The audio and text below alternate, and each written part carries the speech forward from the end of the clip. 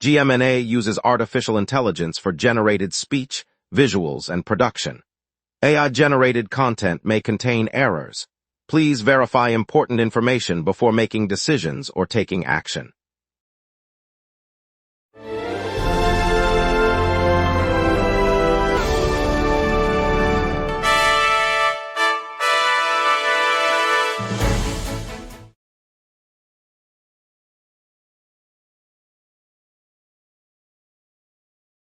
Good evening, I'm Vivian Castellanos.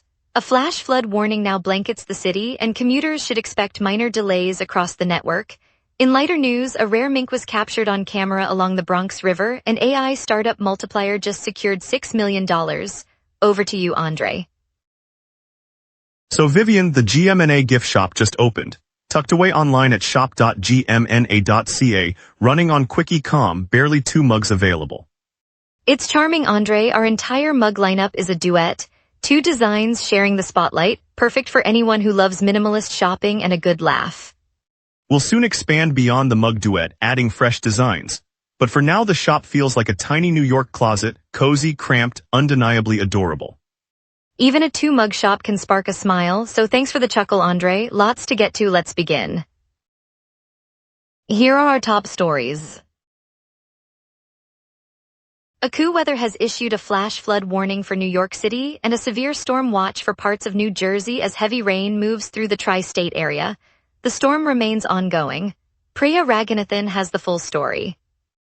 Rain clouds are rolling in fast, and forecasters have just activated a flash flood warning for New York City, while a severe storm watch covers the broader tri-state region.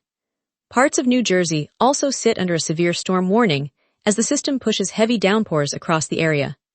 AccuWeather warns that the storm could dump several inches of rain in a short span, raising the risk of street flooding, backed-up sewers, and flash water on low-lying streets. Residents are being urged to stay alert for sudden surges, especially in neighborhoods near rivers and coastal avenues.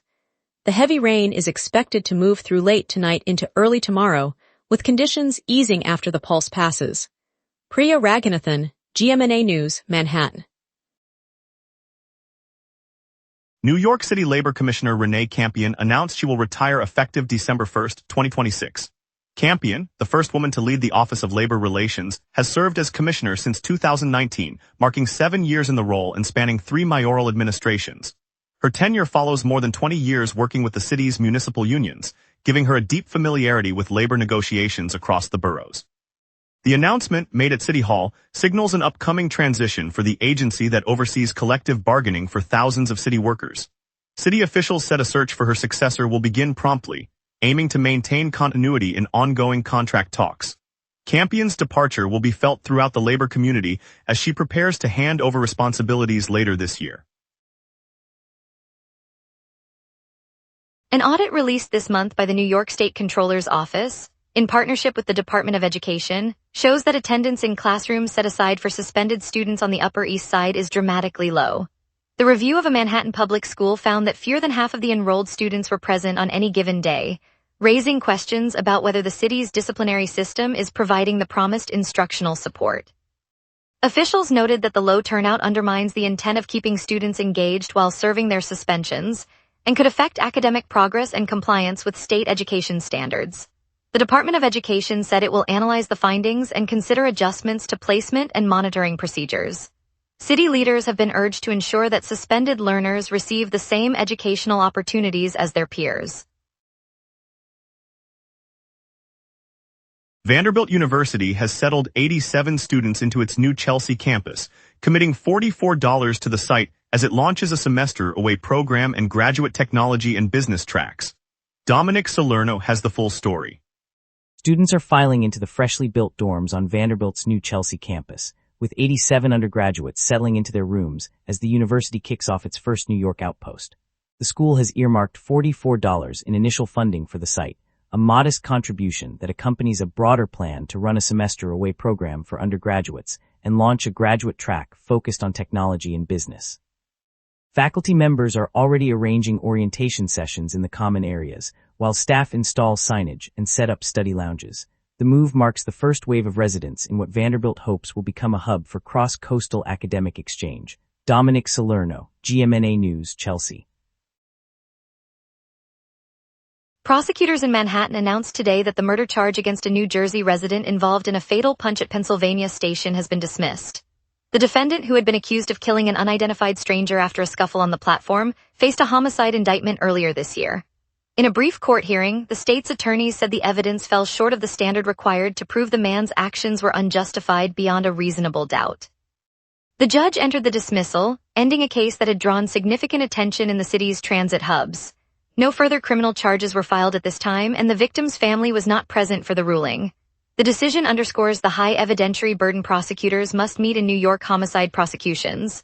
The case will close the file on a high-profile incident that sparked debates about safety in the subway system. Later we'll see the mink sighting on the Bronx River, a first for the area, and more after the break. We will be right back. Thinking about selling online, most people give up long before they ever get a store open. Quick.com changes that. Pick a template, add your products, and you are open for business. $10 a month, that is the whole price, no setup fees, and no cut of your sales. And there is the 10 on 10 guarantee. If you are not live in 10 minutes, your first month is on us. Mugs, apparel, crafts, coffee, if you can photograph it, you can sell it. Visit quick.com and open your store today. 10 minutes from now, you could be in business. I'm Tessa from GMNA Studios. Welcome back. An unexpected visitor was caught on a camera trap along the Bronx River this afternoon, giving wildlife enthusiasts their first confirmed glimpse of a mink in that stretch of the waterway. The small, dark fur predator, typically found farther north, was photographed near the river's wooded banks in the Bronx, a borough where the river has been shedding its industrial past. Over the past few years, improved water quality has drawn otters and beavers back to the corridor, and the new mink sighting adds another native carnivore to the growing list. Biologists say the presence of a mink signals a healthy, balanced ecosystem, as the animal relies on abundant fish, amphibians, and small mammals. The find will be cataloged by local conservation groups, who hope continued restoration will encourage more species to make the Bronx River their home. Bronx police are searching for a suspect who shoved a senior citizen onto the 2-5 subway tracks at 180th Street Station in West Farms this afternoon. The incident occurred around 1:40 p.m. Rothel Brannigan has the full story.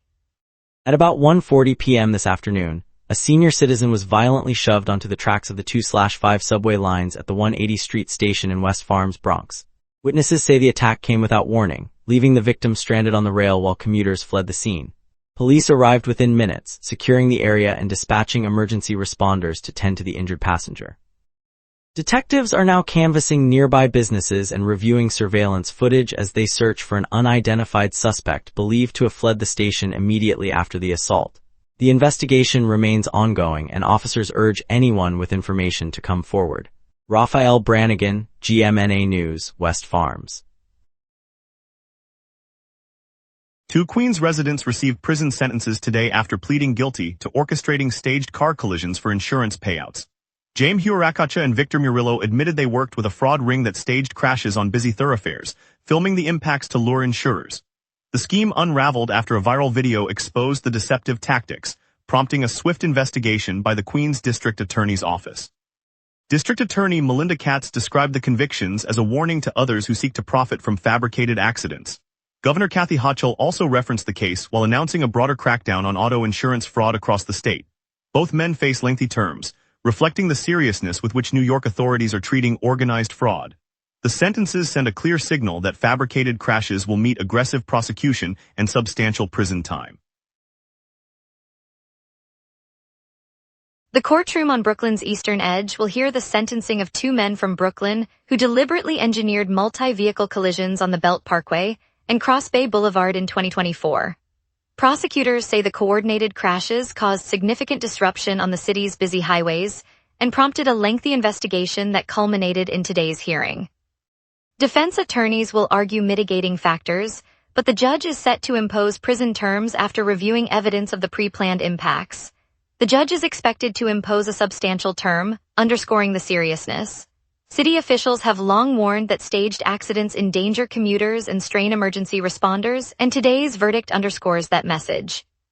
The sentencing, scheduled for later this afternoon, marks the final chapter in a case that began with the reckless acts on the borough's main thoroughfares 2 years ago. Jersey City Council approved an $886 million budget, coupling it with a 15% property tax hike as the city confronts a fiscal shortfall. Raphael Brannigan has the full story. The council voted Thursday to adopt an $886 million budget and approved a 15% hike in property taxes to bridge a projected shortfall. Officials said the increase will fund services, including safety, schools, and infrastructure repairs, after the city identified a fiscal gap of several $100 million. The tax bump will add $1,500 to the average home bill, according to the Finance Department. Residents gathered outside City Hall as the vote was tallied, and city leaders promised regular updates on spending.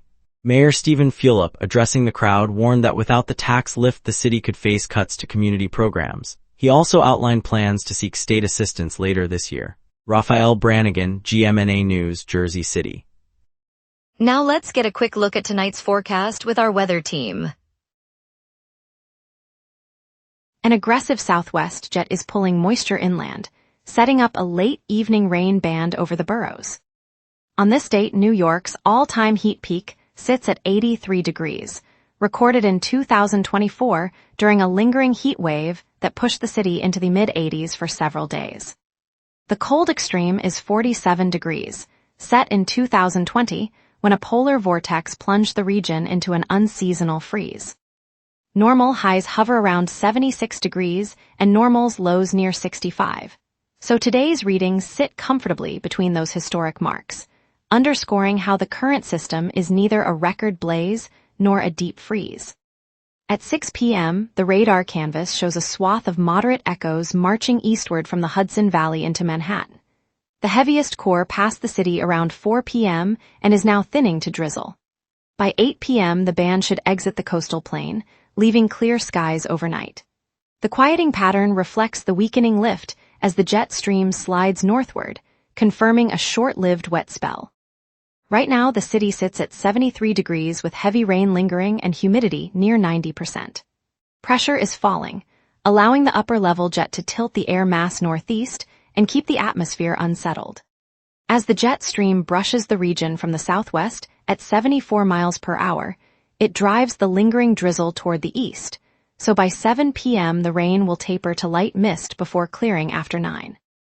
Winds are 16 miles per hour from the south, gusting to 19, giving a noticeable breeze. UV index holds at 6, but no further sun will break through the clouds. There are no active alerts, and the forecast calls for a dry night with temperatures slipping to 72 before sunrise. Friday will usher a warm overcast day, high 82, low 61, as the jet remains aloft and traps moisture aloft. Saturday clears dramatically. Sunshine dominates with a high 79 and a low still near 61, giving a crisp break after the clouds. Sunday stays mainly clear, high 82, low 64, as high pressure builds from the northeast. Monday brings another overcast stretch, pushing the high to 86 and the low to 70, the jet dipping south and feeding another moisture surge. Tuesday ends the workweek with a chance of drizzle, high 82, low 72, and a modest 25% rain probability as the flow turns slightly offshore. And that's your weather. Remember, the local sunset is also available as a podcast. Listen anytime on Spotify or wherever you get your podcasts. We'll break down today's traffic snarls, preview the Yankees sequence of the week, and hear how Multiplier raised $6 million. We will be right back. Thinking about selling online, most people give up long before they ever get a store open. Quick.com changes that. Pick a template, add your products, and you are open for business. $10 a month, that is the whole price, no setup fees, and no cut of your sales. And there is the 10 on 10 guarantee. If you're not live in 10 minutes, your first month is on us. Mugs, apparel, crafts, coffee, if you can photograph it, you can sell it. Visit quickecom.com and open your store today. 10 minutes from now, you could be in business. I'm Tessa from GMNA Studios. An R-train suspension is hitting commuters from Hunts Point Avenue up to 125 Street today, with service halted through August 24 through 28. Riders will need to transfer to the 6, 2, or the BDQ lines or use the BX12 bus for a detour. On the bridge front, the Brooklyn Bridge remains in a reduced capacity mode, with one lane closed in each direction all weeknight. Expect a 3-minute build-up on the FDR Drive and the East River Corridor. Over on the Pulaski Bridge, a single lane each way is intermittently closed for maintenance, nudging traffic onto the Whitestone Bridge and Interstate 95. The Battery Park Underpass is undergoing flood mitigation work. Alternating lane closures and limited parking are in effect, slowing the southbound flow on West Street. Aside from these projects, the rest of the city reports minor delays and no active incidents. Expect the afternoon to stay steady, with the usual rush building towards 6 p.m. Looks like the calendar is quiet today. Stay tuned to the local Sunset for the exciting food festivals, museum shows, and a major Harry Styles concert coming up this week. And now here's Desmond with sports. Summer heat fuels New York's sports storylines, from bullpen drama to draft buzz. The Yankees' bullpen blew a late lead against the Astros, surrendering a 9-7 series opener, but the relief corps remains a bright spot. Closer David Bednar delivered solid strikeouts, reinforcing his role as the late-inning anchor. Expect the staff to be pivotal as New York chases a playoff spot.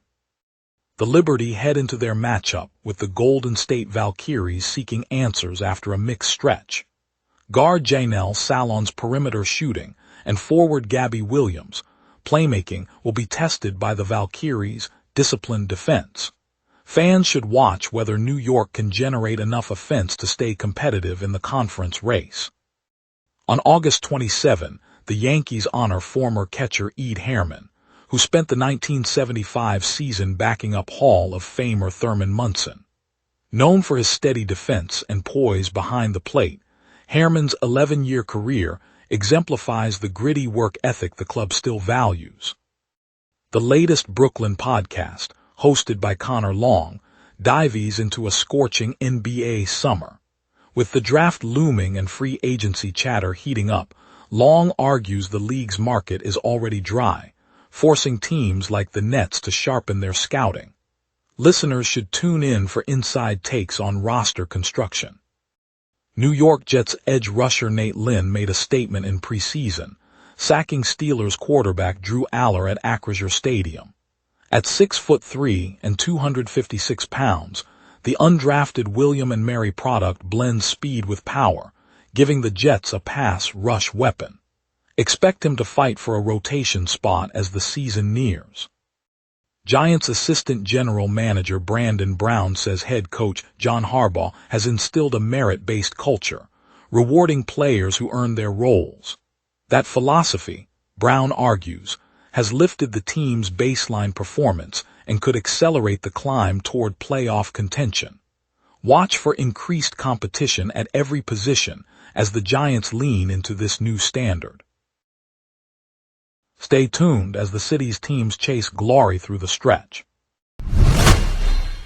Thanks, Desmond. Multiplier, the artificial intelligence startup anchored in the financial district, just closed a $6 million investment round. The funding will turbocharge its platform that equips asset management firms with AI-driven analytics, speeding up research, risk assessment, and trade execution. By hiring more engineers and expanding product development, Multiplier aims to turn the city's Wall Street firms into faster, smarter investors. That boost doesn't just mean a new office or more jobs. It adds a homegrown tech layer to a neighborhood built on finance, keeping the district at the cutting edge of global markets. In a city that thrives on innovation, Multiplier shows how local talent can reshape the very engines of our economy for all New Yorkers. Coming up, we reveal why 2 controllers left early on the night of the LaGuardia crash. We will be right back. Thinking about selling online, most people give up long before they ever get a store open. Quickie.com changes that. Pick a template, add your products, and you are open for business. $10 a month, that is the whole price, no setup fees, and no cut of your sales. And there is the 10 on 10 guarantee. If you are not live in 10 minutes, your first month is on us. Mugs, apparel, crafts, coffee, if you can photograph it, you can sell it. Visit quickie.com and open your store today. 10 minutes from now, you could be in business. I'm Tessa from GMNA Studios. Welcome back. Federal Aviation Administration officials say 2 air traffic controllers left their shifts early on the night an Air Canada flight crashed at LaGuardia, prompting a staffing review. Priya Raghunathan has the full story. On the night an Air Canada jet slammed into a terminal at LaGuardia, killing several passengers, investigators learned that 2 air traffic controllers ended their shifts before the crash. The Federal Aviation Administration says the controllers left the tower about an hour before the accident, leaving a reduced crew to manage the busy evening traffic. FAA officials launched an immediate staffing review, checking logs and interviewing remaining staff to determine how the shortage may have affected the sequence of events. The airline has cooperated with the probe, while families of the victims await further findings. The incident has reignited scrutiny of staffing protocols at the New York airport. Priya Raghunathan, GMNA News, Queens. The New York City Education Department is keeping its software purchase freeze while guidelines are drafted, after backlash over its artificial intelligence policy. HALT stays as school year starts September 10, 2026. Priya Raghunathan has the full story. The Education Department has kept its software purchase freeze in place as the new school year looms. After a wave of criticism over its artificial intelligence policy, the department instructed principals in July to halt all education technology acquisitions until revised guidelines are issued. That directive remains unchanged, with officials saying the pause will stay until the new rules are finalized.